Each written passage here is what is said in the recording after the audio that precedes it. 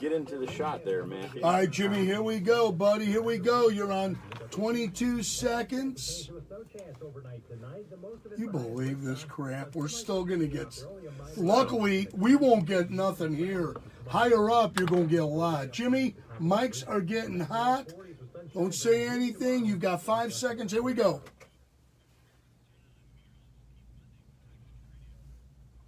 Good morning and welcome to Recovery Talk, a show that tries to bring some hope and help for hurting people to the high country here.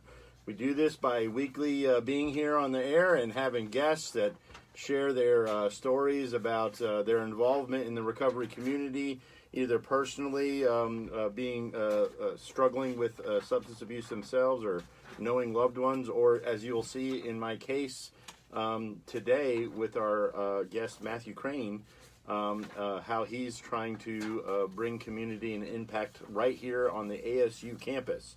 But before we get into our guest story, I want to give a quick shout out to the show's official sponsor, which is Freedom Auto Tech. If you were listening, you just heard the commercial for Freedom Auto Tech, but it's a special mechanic shop here in town. It's special in the way that it's a professional shop. You come and get your car fixed. If you have a car, everybody needs work on it at some point. There's probably a couple people that need work on their cars right now because there was a high-speed chase last night right in the middle of Boone, and which ended in a guy trying to take a hard right off King Street onto a hard right or left, I don't know, on Hardin, and he wrecked some parked cars. So glad nobody was hurt. But some excitement last night in Boone. A high-speed chase. When does that happen? Almost never. But but anyway, Freedom Auto Tech, ready to give you good work on your car. And you can know as a customer that the profits and proceeds are going to support men in recovery through Freedom Farm Ministries. Freedom Farm Ministries is a one-year substance abuse recovery program for men, and they could use all the help that they can get as far as finances. Right now, you know, there's almost 35 guys living in a one-year program, and, you know, it's can get costly to service those guys all day long, 24/7 for a year. So anyway, if you have your car is messing up, go and take it over to Freedom Auto Tech, get it fixed, and know that the profits are going into a good cause. Give them a call, 828-355-4434. It's 828-355-4434, and get on the books for an appointment. They'll help you out. And real quick, we want to let everybody know, I've been saying it the last couple shows, April 13th, there's a recovery awareness walk happening right here in Boone. It's on a Saturday, 12:30 registration opens. And the walk is from 1 to 3. It's over on the Greenway, right across from the Armory. It's $25. You get a T-shirt, you get to walk, you get to show your support for recovery, and all the proceeds from the walk are going to Carries Home for Women, which is a small women's program. It's currently a transition home. They're full. They stay full. 4 women living there. They're trying to expand and add another a house that's under construction currently. And they would be able to service, I think, about 6 more women. So give them a show up for the event. We really could use your support. This is going to be the first year, and come and be a part of something it's trying to bring help here in the high country for women. Okay, Matthew Crane. So I've got this really cool story. So I. Being part of the recovery community, which this show is pretty much centered around, is trying to not just focus on what I do for work as far as Freedom Farm, even though a lot of my guests are men on our program and people that I know. I mean, it's always open for anybody that's in part of the recovery community. I've had people that aren't in Freedom Farm on the show. And you know, I just want to get awareness out there. I just want to get community built up as much as I can. This is kind of like our show for the recovery world here in High Country, and it's been fun. I've loved doing it, and so I get this invitation, an email to a gala for the Collegiate Recovery Community. Okay, and I'm like, Collegiate Recovery Community? I've never even heard of this. and they're having a gala, and a gentleman by the name of Matthew. I contact him. I'm just kind of curious. What is this? What's going on here? And we emailed back and forth, and we decided. I said, "Hey, would you ever be interested in come on the radio?" And he said, "Well, what would I do on the radio?" And I said, "Well, let's have lunch." So we had lunch yesterday, and we walk into a local favorite here, Stick Boy Kitchen, and we make eye contact. He goes, "Hey, we know each other."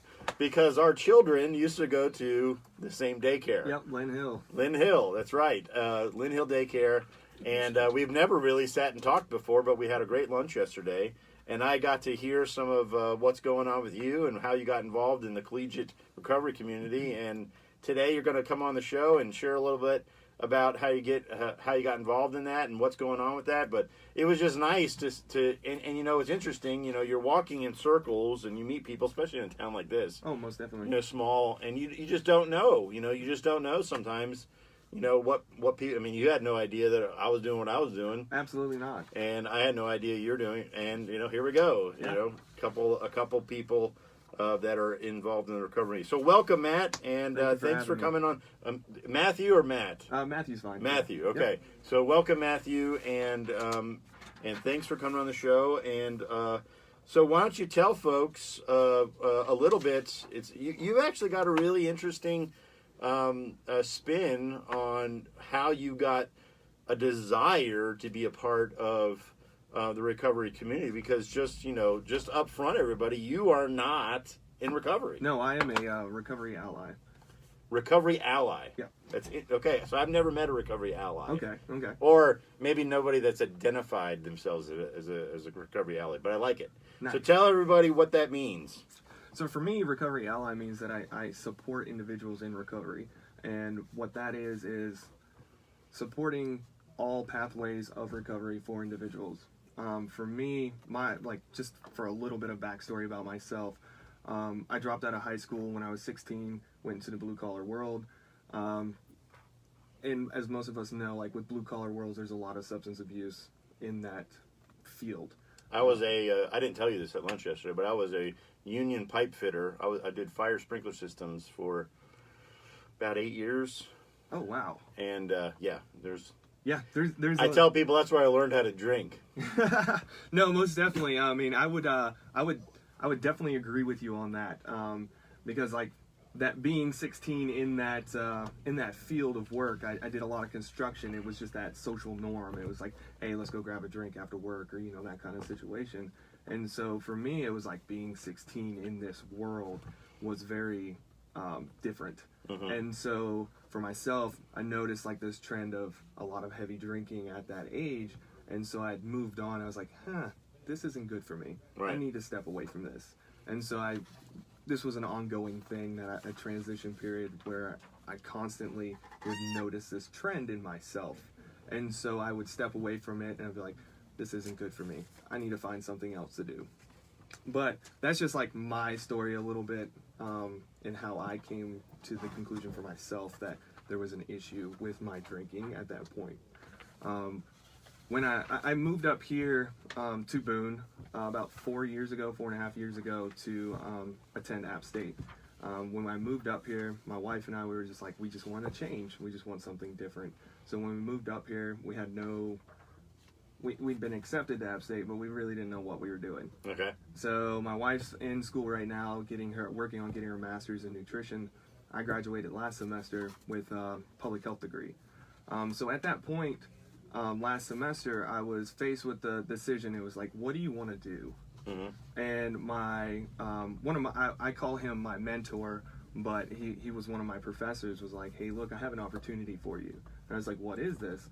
He was like, we have this program on campus that needs some help, and it's the Collegiate Recovery community. And I was like, what is this? Like, I have no idea what you're talking about. Like, I understand, like, recovery. I get that portion, but what's a collegiate recovery community? Right. So this process actually started last year with a few individuals from the sociology department, and they started building up a grant and having like this small little following of individuals from the sociology department. And so nothing really came of it. There was a little bit of following, a little bit of people participating, but nothing really happened. So last semester with my my boss, he was like, "Hey, look, we want you to not take over, but we want you to help us with this program." With my background with public health and all that, so I was like, "Yeah, let's give it a shot." I had no idea what I was doing. Right. And so I started doing more research in recovery and figuring it, like just getting a background story on it and what it was and what it meant. And so for me, just to bring it back to what a recovery ally is, for me, it's supporting individuals in recovery to succeed at everything or anything that they're trying to get to. But primarily for me on the ASU campus, it's being there to support individuals in recovery to achieve their education. So for me, that's like the biggest portion of what I do as a recovery ally is support individuals on the college campus to succeed and gain that higher level of education. So there's a lot of on college campuses, as most people do know, is very toxic. It can be a very toxic environment for people in recovery. You don't say. No, oh, yeah, right. I've actually never heard that. I thought kids were there and they were just hitting the books and. Yeah, just hitting the books and having a good time. Yeah. Yeah. I mean, as you know, a lot of social events on campuses all revolve around substance abuse, or not substance abuse, but around substances, so alcohol and drugs and those type of things. And so for us, as a recovery community on campus, it's giving individuals that don't have those opportunities to have a social life on campus. So we host a lot of different social events that are substance free. We also have 3 social check-ins during the week for individuals in recovery to come in and just hang out, learn a little more about themselves, some mindfulness tips and tricks and that kind of stuff, just to kind of get involved with themselves. We also do a part of our program is also revolved around recovery allies. So the same kind of situation where it's college campus students that want to support individuals in recovery. And so what they typically do is they come into the meetings as well, or to the social check-ins as well, and they hang out with the individuals in recovery to try and help understand what recovery is and what it looks like, to try and break through that stigma. So that's kind of our program in a nutshell. It's building a peer support program for individuals on college campuses to succeed at their academics and to still have that college experience of having a social environment and still being involved. And the official Collegiate Recovery Community name is something that's been duplicated in other campuses, from what I understand, right? Yes. So that's an official organization. Yes. That now you're kind of a charter, spot over here on ASU. Yes. And is this the first time that ASU has had this? No. You told me yesterday. I'm sorry. So tell me how long it's been here and what's been the big change about it. So over the so our CRC has been around for about 2 years. Our biggest change was last semester, or a little bit over the summer, when we received a grant through the UNC system that they're putting. So we're not the only CRC program in North Carolina. So Right. there's other universities that also have this program as well. And so they've noticed we didn't have this. Mm-hmm. And so the sociology department and my director worked on putting the grant together in order to get these funds. Okay. From the university, from the UNC system, in order to build our program. Want to say hi to a couple of our Facebook friends. We got Glenn and we got Brian. Glenn is he's attempting to come up here. We've got a great story to tell with Glenn one day if he gets here.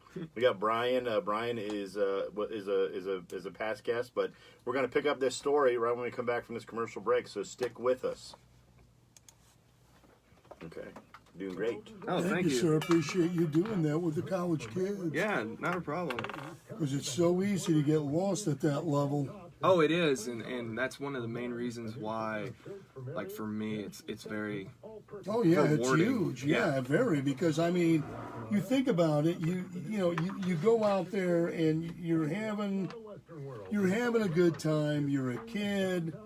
You're on your own for the first time. Yeah. You don't have to worry about mom and dad and going home messed up and have to answer questions. And you're like, well, this is what I'll do, and I'm going to be okay, and it ain't going to affect me, and I can control it. And then when the problem occurs, it's like, it ain't your problem, it's mine. Well, it's like Dr. Stanley said one time during a sermon, you can say it's your problem. Yep. But unfortunately, it's like a cancer cell. It's affecting everybody around you. Exactly. Your parents, your siblings, your friends. Exactly. If you're married or you're dating someone or you're seriously involved, it's affecting them too. Exactly. And you become more and more into denial, and it's kind of, the saddest thing. And Jimmy, I got to say this to you, man. The saddest thing I could remember hearing was when one of Richard Pryor's 7 wives said all he did, he would get up in the morning, he would grab a bottle of vodka, and he would be freebasting, and he would drink a whole bottle. And when she went up to ask him one day, don't you realize what you're doing? He goes, there's nothing wrong with me. There's something wrong with you. I can control this, you can't. Yeah. And she's like, he was so obliterated in his thinking. And I mean, it's so sad because he died at 65. But this is a man who was in a wheelchair, was paralyzed. His sight was going as he was about to die. I mean, guys. Yeah. Is it really worth it? And then he lit himself on fire once from. Yeah, well, that's Oh, because yeah. he got messed up and the ether tipped and it set it off. But see, it's like my brother-in-law. He's passed on. He died at 49. And the doctor told him when he was in his 20s that he had contracted diabetes. And he basically, the doctor was laying down parameters of how you now need to live your life. Jimmy, you'll be on in a minute, 16 seconds. Okay. And he was trying to lay down the parameters for him to say, now this is what you really need to do. Yeah. And this is how we need to go. He told that doctor, from me to you, F you, right to his face, and walked out. Years later, when the diabetes caught up to him and his legs turned as black as your vest, and he lost his ring fingers, they were talking about cutting off his legs, and he decided to die. Yeah. He looked at me in that room and said, you know what? If I only had listened to that doctor. Oh yeah, no, most definitely. And he's my motivation because I think of him, and because I'm diabetic, and that's why I think of him. Yeah. Yeah, I'll drink a beer. Yeah. Or two, but it's spaced out. He didn't care. No, and I mean that's what took my grandfather's life as well. He was a diabetic as well, but he never took care of himself, so he actually ended up getting vascular dementia from it. I'm so sorry. Yeah, so that's what actually ended up taking his life, was the vascular dementia, because it just deteriorated his brain so much from the blood loss to his brain that the doctors told us. Here we go, Jimmy. Welcome back to Recovery Talk, Hope and Help for the Hurting. Recovery Talk is brought to you by a local auto shop here in town called Freedom Auto Tech. Freedom Auto Tech is there and exists to give you professional service on your car, but you can know as a customer that you're also helping out a good cause in the ministry of Freedom Farm. Freedom Farm is a 1-year men's recovery program here in High Country, and currently they're getting close to 35 men there. And you know what? We need all the help we can get in servicing those guys. So you know what? If you got a little bang underneath your hood, or check engine lights on, or something, and you need to get looked at, bring it over to Freedom Auto Tech. Give them a call, 828-355-4434. That's 828-355-4434. And Todd is reminding me to remind you, as the listener, Todd is the guy on Facebook Live that is actually posting links to the Collegiate Recovery community page, so that our people watching on Facebook can go there. But he's reminded me to remind you, the listeners, that if you bring your car to Freedom Autotech and you end up buying a part, that part will come with a 2-year, 24,000-mile warranty, and that's not just a parts warranty, parts and labor, and it's nationwide. So that means if you got that part here, starter, right, and you drive to Arizona, and that starter breaks down, you call and you find a shop that's we have shops nationwide that are part of this program, and you bring it to that shop, and they fix it, no cost to you. So give them a call, 828-355-4434, and get on the schedule. They're ready to fix your car and get you back on the road. Also, wanted to give another reminder for the Recovery Awareness Walk. It is going to be April 13th. Registration is going to be at 12:30. It's at that little park on the Greenway across from the Armory. Look for the signs. People will be there. It's $25, and the walk will start from 1 going to 3. You can walk 2 minutes. You can walk all 3 hours, or is it 2 hours? 2 hours? Mm-hmm. Forget. You can walk as much as you want, but come out and show your support, and know that there'll be booths there. I'll have a booth there. The other programs will have a booth there. Maybe we can get Collegiate Recovery to have a booth. Maybe. We'd love to. I don't know. So anyway, come on out and support the people that are trying to support active recovery community here in the High Country, and the proceeds are going to go to a women's program here called Carries Home from Women. Another program that's doing great things and really needs your help. So come out and show your support. April 13th, 12:30, registration opens. Walk starts at 1. All right, Matthew, there was something in our lunch yesterday I wanted to kind of highlight a little bit, because I just found it really interesting. So people have often asked me about, because I am a person that I identify as a person recovered from a state of hopelessness that brought on by addiction.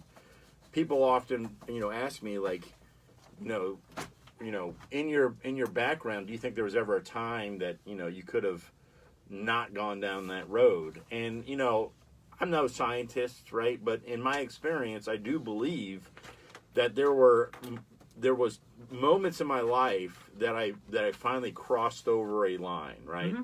So I think that line could be different for everybody. I think that I had a line, and I eventually crossed over it to where I don't know if you want to say it flipped a switch in me or what, So that happened, and then there's no going back. That's why I am a big proponent of abstinence, and this was part of our conversation yesterday too. Yeah. They got a lot of programs that are big money making places, and I'm not trying to. This is just kind of my own thinking and opinion about it, but there's a new trend now happening at these places that are making lots of money, and that they're not even teaching abstinence anymore. They're teaching moderation. They're trying to tell people that have crossed that line that you can cross it back again. Yeah, no, I've heard of that. And I don't think they're having very good success from what I understand, but I think the reasoning for it is because they don't have a lot of success in the abstinence, so they're trying to figure out something else. Yeah. So how that relates to what I wanted to bring up with you is that you, I think, got up to that line a number of times. But you, through some self-awareness, feel like you never crossed it. Yeah, I mean, I never, for me, I would get to those lines and I would notice, like, I'm not getting anywhere. I'm not doing anything. It's just this constant repetitive circle. Mm-hmm. And for me, it was more like, where am I? What am I doing? Mm-hmm. And I don't know what it is. I don't know if it was just like the way I was brought up. I have no idea. It was always just like one of those things that I would get to that point, and it was like, I've just noticed that I'm not getting anything. I'm slacking at work. I'm not getting things done. And I would just be like, what am I doing? And I would reevaluate, and I'd be like, well, it's probably, for me, it was always the social environment, because a lot of my jobs were always blue-collar work, construction, sandblasting, painting, that kind of stuff. And so I was always involved with a lot of individuals that drank heavily and used a number of different substances. And so it was just like, well, I don't want to, this isn't me. This isn't what I want to be. The thing that really changed my life was I was working in Canada as a sandblasting painter, making $100,000 and some a year. Great job. I ran into an individual that was probably a couple years older than I was, and looked like he was in his mid-50s, early 60s. And I was just like, whoa, what is this? Like, what's going on? And I noticed this trend with him, very heavy drinker, lots of different substances. And I was just like, this is not for me. And so that's when the end of that story was I found my wife again through Facebook. We grew up together, and I moved back down here to the U.S. And that was it. Like, because I found my wife, or it changed my life, and it really changed who I was, and it made me realize, hey, this wasn't for me. And since then, I mean, I've been very successful. I'll be the first to say I'm very transparent. So I will say every once in a while, I do have a beer or two every once in a while, but I don't heavily drink anymore or anything like that. And I don't let it affect me. Like, I'll have one or two and that's it, and move on from there. And it's never affected me to date after that portion. And I think a lot of that has to do with my desire to achieve a greater me, personally. So like, at the age of 26, 27, I was like, it's time for me to do something. I'm still in the blue collar world again. I'm seeing this trend starting again. I need to move on. And so my wife started going back to community college, and she was like, you're going as well? And I'm like, oh, am I? And so at that point I was like, okay, I guess it's time for me to go too. And I realized my true potential. At that point I was like, hey, I'm not as dumb as what I've always been told. I don't need to be in this world. And it really helped me achieve where I'm at right now and get to where I am. Well, we're coming up on a quick break, but I have a reason I want to talk about this just for a couple more minutes. But we'll pick up that when we come back on the break, if you don't mind. No. So stick with us, folks. We'll be back here in just a few minutes. Okay, so we're halfway done. Oh, wow! All right. Did it go quick? Yeah. Where were you in Canada? I'm a Canadian citizen, so like I travel back and forth all over. Whereabouts in Canada? New Brunswick. New Brunswick. Yep. Blackhawks had a AAA affiliate. Matter of fact, Dennis Savard, who is a Hall of Fame player, played in New Brunswick. He was a Montreal boy. And you talk about the sadness of, you talk about broken relationships. Never got along with his dad. His father died of lung cancer when he was just beginning to reach stardom at a young age with the Hawks. And it was so sad. He went to the funeral. I remember reading about this in the Hockey News. And his greatest loss was that he never could relate to his dad. He never, even if they tried to make amends, there was always that conflict. And he said it was the biggest void in his life. It was much like, same thing with Art Donovan, the football player. His father, many didn't know, Art was a junior. His father was Art Donovan, who was a great boxing referee, had done many of Joe Louis's title fights, among other named fighters of the era. And as Art said, his dad was always gone. There was never a relationship there, and it left a huge void in his life. And as you're talking about getting into substance, and many a time it occurs because you're looking for an identity. Yeah, exactly. Or because you feel you have no hope. Yeah. You have no life. You're self-medicating to try and avoid a situation or try and avoid a feeling or that loneliness. And you begin to lie to yourself. You begin to lie to yourself that this is who I really am. This is what I'm really about. When in reality, you're not that person. No. As you said yourself, you found out that you're smarter than people thought you were. Yeah, no, most definitely. You know, and sometimes it takes a journey to find that out. It's always like, it's kind of like in Son of a Woman, as when, you know, Al Pacino was defending that boy, but he made a good point in the movie. Because it faces us every day. Yeah. You come to that fork in the road. Now, do you want to go this way where it's easy and you can have a few laughs and not give a hoot? Or do you want to go this way where it's going to be really hard and you're going to run into obstacles and you've got to overcome them by your own self-confidence and with the help of others to break down and say, I need help. And I'm reaching out a hand. It's not easy to do because pride becomes the factor. Most definitely. You know, I've lost... In the last 11 years, I've lost 2 of my friends, and they both died of the same thing, cirrhosis. And what was so sad with one of them, God, my granddaughter had to be, God, Haley's going to have a birthday Saturday.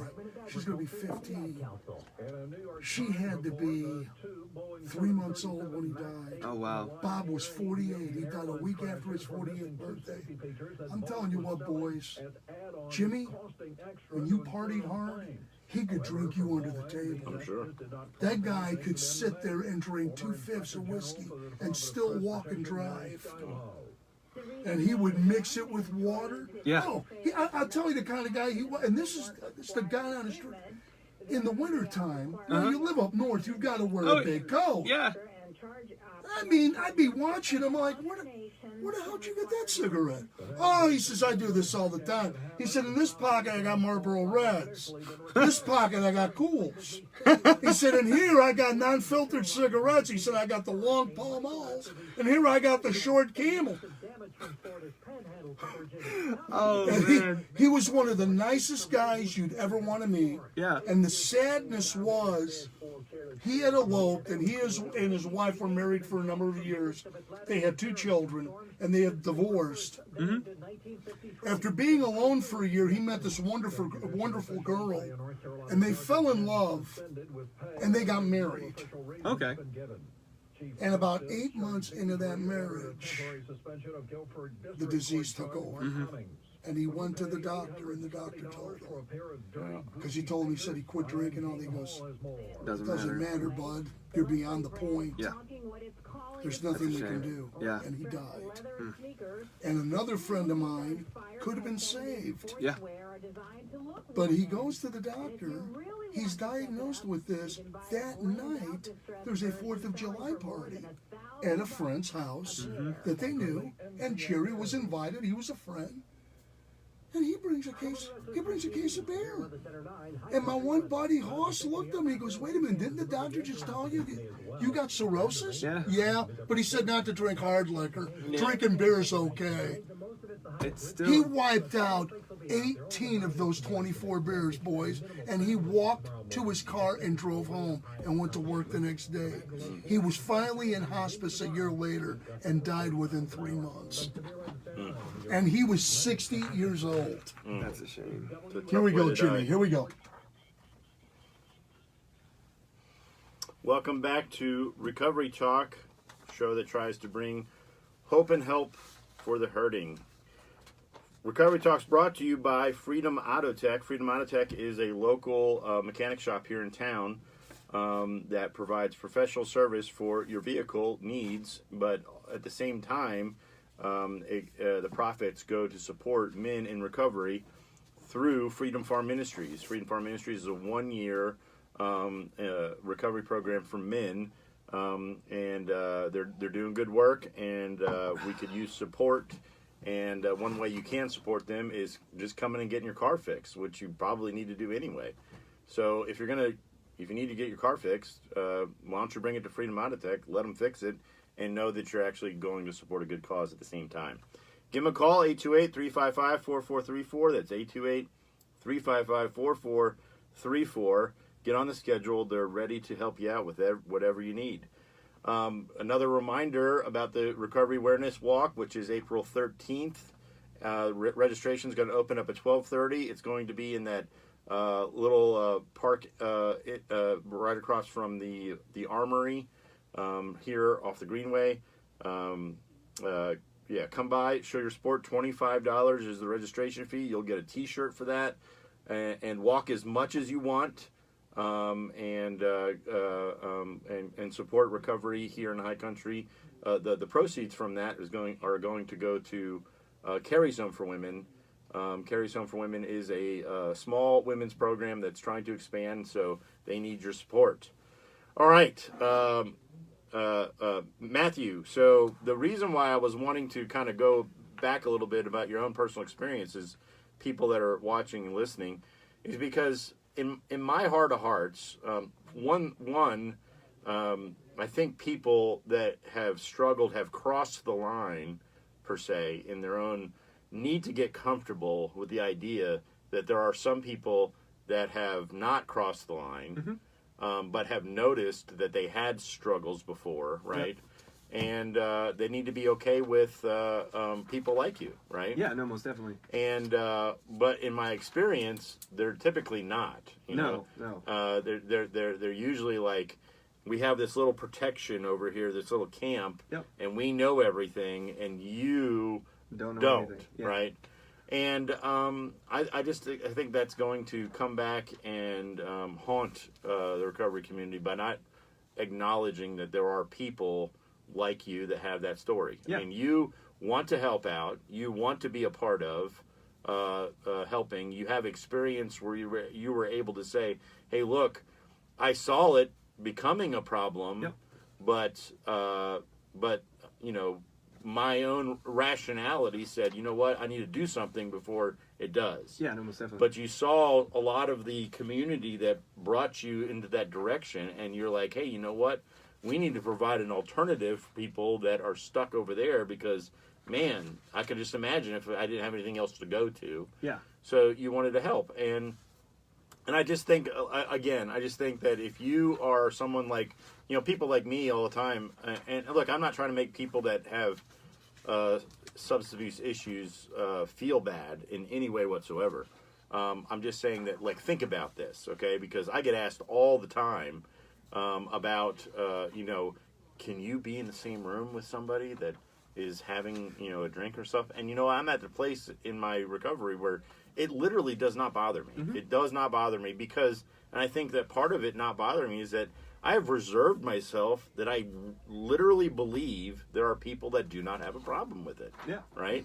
And you have to be okay with that. Exactly. You know, you have to get to a point to where you're, but, you know, I understand people needing, especially in early recovery, putting boundaries around themselves, and that, I'm very pro that. I'm not saying that you don't put, I'm not saying, hey, look, 1 month sober, go to a party. Okay, that's not what I'm saying. What I'm saying is, like, try to avoid this mentality that people get stuck in after some success, where it's like they start making up, you know, in their own minds that people like you just can't exist. You can't possibly get. There has to be some secret about you that we just don't know about. They start to go on that. I don't know if you know what I'm talking about, but. No, I understand where you're going with it. Yeah, so people need to be okay with the fact that, you know, there are people that never cross that line. And you know what? Individually, if you do struggle with substance abuse, you're going to have to come to, you know, you're going to have to come to know for yourself if you've crossed that line. I've crossed that line, and I do not believe it's possible to go backwards. Yeah. That makes sense? No, that makes sense. I just do not feel so. The only thing for me is abstinence. It's the only thing that has worked for me. And you know what? If I ever get a thought that, hey, you know what, after this long, that maybe I could do it normally like a normal person, I just have to think to myself, what is the rational thought here? The rational thought is it really that important to test those waters? Is having a beer really that important? To take that risk that I could just lose everything again. Exactly. Is it really that important for me to discover? No, it's not. It's not. Yeah. No, it's not. It's really not. And if it becomes that important again, then I think I need to do some examination, because I think I'm on a pretty bad path. Yeah, something's going on there. Yeah, there's something under there. You know what I mean? I've been in places where, like, what if they invented a pill that you could take and then you could drink normally? I'm like, really? You know, when would it become that important where I need to go get a prescription medication so that I can drink normally? Yeah, never. I would have a problem with that. Yeah, So anyway. no, I understand. Yeah, most definitely. So I hope you understand why I thought it'd be good to just go back and talk about that a little bit. Most definitely, yeah. Because I appreciate someone that is transparent, like you say, about themselves, but is also saw something and said, hey, you know what? I need to be a voice to try to help because we need more. We need all the help we can get. Yeah, you know most what I mean? definitely. So back to Collegiate Recovery. It's new here as far as what you're doing, right? Yes. And it's exciting. And some campuses you've visited, right? I haven't visited any of the local ones. So I think in North Carolina we have ECU, UNC Charlotte, UNCG, UNC Asheville, UNCC, and even Western Carolina as well, and one of the community colleges in Western Carolina as well. All have CRC programs. I haven't visited any of those at this time. We are trying to work something out to where we can do like some social events together. Hopefully next year, or well, next semester, we'll be able to work on doing some like social tailgates or football games, that kind of stuff together, where it's like a good sober environment for everybody to come in and hang out. But I have been involved with, there's a program that I didn't realize that tailgate and sober could go together. You know, a lot of people are in the same boat. And trying to get that across is really interesting. So last semester we had 2 sober tailgate parties. And the first question that some of my friends asked me was like, so tailgate party? Good time. You have a good time. You have a good time. You do everything that you normally would do except sober. I mean, you still play cornhole, you still have music, you still, have food, you throw a football around, you enjoy each other's company. And it builds that community, that support, and it makes it so that everybody else is like, oh man, you can actually do things well sober and have a good time. And that's a lot of our program is based around that, is like being out in the public so people can see us having a good time sober. And this has been one of the biggest things that for CRCs and CRPs. So a CRP is a Collegiate Recovery Program, and a CRC is a Collegiate Recovery Community. And so that's one of the biggest things that we do is sober events to spread awareness of our CRCs on campuses and bring awareness to other individuals that you can have fun while sober.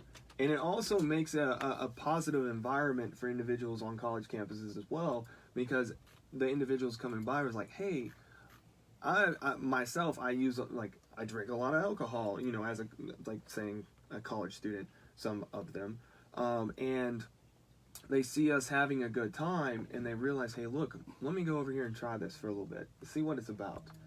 And they find themselves at a point where it's like, hey, I don't need to drink anymore. I don't need to use this substance or this drug to have a good time. And a lot of, as most of us know, a lot of social events on college campuses all revolve around alcohol and drugs of some sort. And it just gives them that other opportunity to have a good time and show individuals that you don't always have to be under the influence in order to have a good time.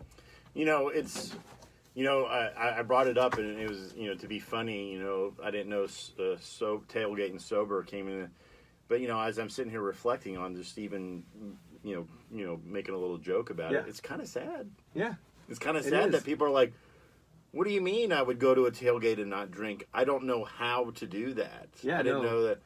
Like, what do you do?" And it's like, you can't toss the football, you can't enjoy some food and some social interaction and cornhole without it. Yeah, no, and that's one of the things that we're working on, is trying to break that stigma on our college campus. I can't speak for other campuses, but for our college campus, that's what we're working towards. More pro-social events that don't involve a lot of alcohol or substances. When you say break that stigma, what comes to mind? David and Goliath, my friend. that is tough. That is tough. No, most definitely it is. That's kind of yeah. We'll get there eventually. Maybe we'll see. That's why I'm here for it. That's why I'm hoping to do. Well, we're coming up to another break. When we come back, we'll finish out this story, and we'll talk about some of your hopes for the future, some things going on now. Mm-hmm. But stick with us, folks, and we'll be back here in just a minute. Yeah, it's always really funny when people bring that up.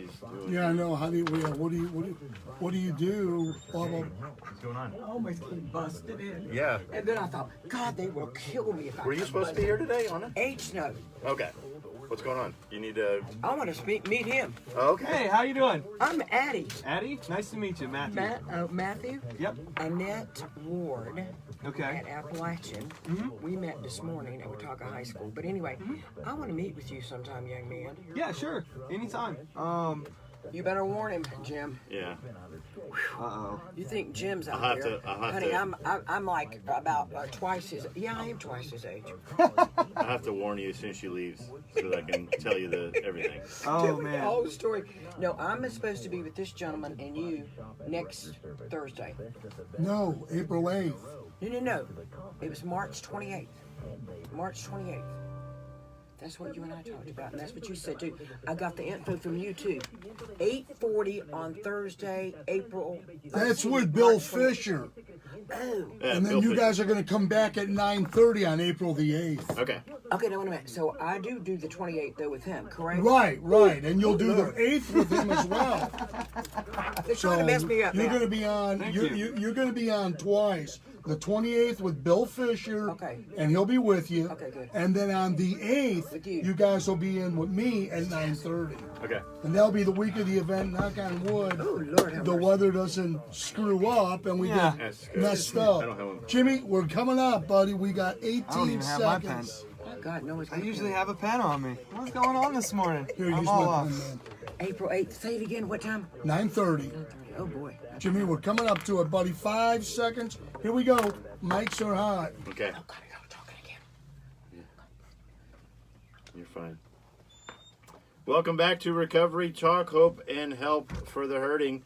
While we got her in here, we've been telling you about the recovery walk, but Addie stopped by the studio, and I'll just let her give a shout out about the recovery walk happening on April 13th. Go ahead, Addie. Good morning, everyone. This is Addie. I'm a lady that's up here trying to get this walk going over on the Greenway Trail, right in Boone. It's right beside, behind the fire station, right beside National Guard Armory. It's going to be a great event. We've got 3 dynamite speakers. The main thing I'm stressing, though, is to make people aware that there is an addiction problem, which we all know there is one. And we have got parents and grandparents, information galore for you guys, all kinds of handouts, all kinds of brochures pertaining to addiction, what causes it, the signs of addiction, etc., etc. We have got great door prizes. We've got a great walk plan for you, really nice t-shirts. We have a live band.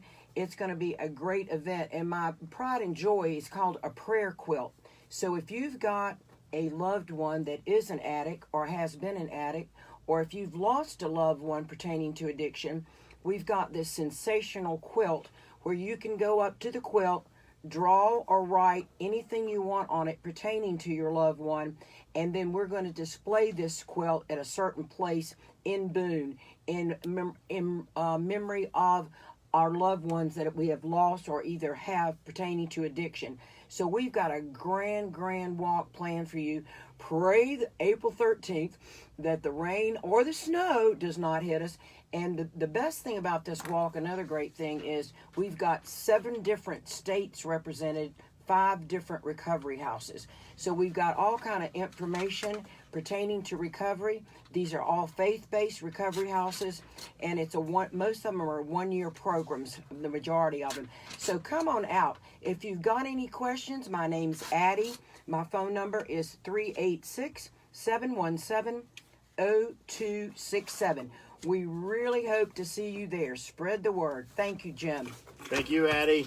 Yeah, come out and support the Recovery Awareness Thank you, Walk. Addie. April 13th. Thank you. Registration is going to open up at 12:30. Okay, It's only sounds great. $25 to get the shirt, be part of the walk. And last shout out to the show sponsor, Freedom Auto Tech. If you got a car needs fixing, give them a call, 828-355-4434. That's 828-355-4434. and know that the work being done in your car will be a professional job, but the monies that are being collected, the profits are going to support men in recovery through Freedom Farm Ministries. So get your car fixed and support a good cause all at the same time. 828-355-4434. All right, so that was fun having someone walk in right in the middle of the show. So Matthew, in the last about 8 minutes that we got talking about Collegiate Recovery community, why don't you tell us about some of your hope for the future, what's going on now, exciting things? I don't know. Bring us home, my friend. Oh man! All right, so our hopes for the future is to build a sustainable program. And that's by developing more of a, because grants run out. Right. And so a lot of that is developing community partners or community donations or whatnot through Boone, like through this small little community to try and help support that program and keep it going. That would be something amazing that we could work on, but for right now, what we're doing is just trying to help spread awareness of our program.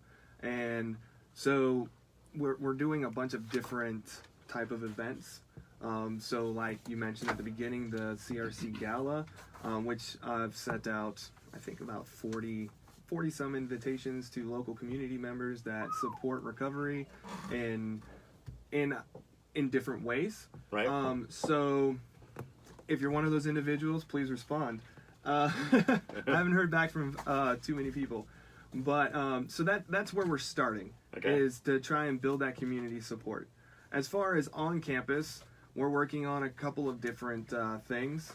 So April 27th, we are doing a community hike for the CRC. It's going to be, we're not quite sure on the location yet, but it's going to be like an event for everybody to come out. It's rain or shine. It's kind of to help bring that awareness to what it could possibly, like what it feels like to kind of go through recovery, like to experience that and like build that community, that bond, and have to support and rely on other individuals while we're doing the hike. That's why it would be great if it did rain. Yeah. So it kind of like adds that extra element to it. So you're literally hoping for rain during a hike. Hey, I am. I don't know about the individuals that are coming, but hopefully that turns out to be a good event. On top of that, we're doing our gala, which is April 5th. And I mean, for this semester, we're kind of finishing out. We do have a couple of events coming up next week. We're sponsoring a program called Your Story, where individuals are putting on stories. We've had individuals submit stories about themselves, about their overcoming mental illnesses or addiction and those type of things. And they're being put on by actors and dancers and other individuals, music and so on at the college. And so like we have some of those type of events coming up, but in general this semester is coming to an end. And so our biggest thing is the recovery hike on April 27th. We're doing an NCAA watch party. I think in like 2 weeks, something along those lines. It'll be all on campus. So a lot of our events, like the NCAA watch party, are more aimed towards students. Right. But the recovery hike is a community hike, so it's open to everybody and anybody.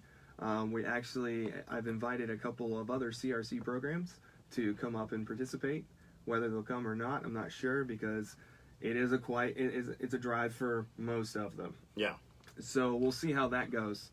But as far as the rest of this semester, we're pretty well coming to an end pretty quickly. We didn't get to do as much as we'd like to, but I'm spreading awareness and building community. So if anybody is listening that's in recovery and a college student, please come out and support us on the recovery hike, as well as our 3 social check-ins that we do have during the week. They are not a meeting. They are more of an opportunity to build support on campus. Those take place on Tuesdays, Friday, and on Fridays. So Tuesdays from 4 to 6, and Fridays from Friday afternoon from 12 to 2, and then Friday evening from 5 to 7. They're open to everybody and anybody. That means allies are allowed to come to those social check-ins to experience what recovery looks like and how, and they learn a little bit more about how they can support the recovery community on campus.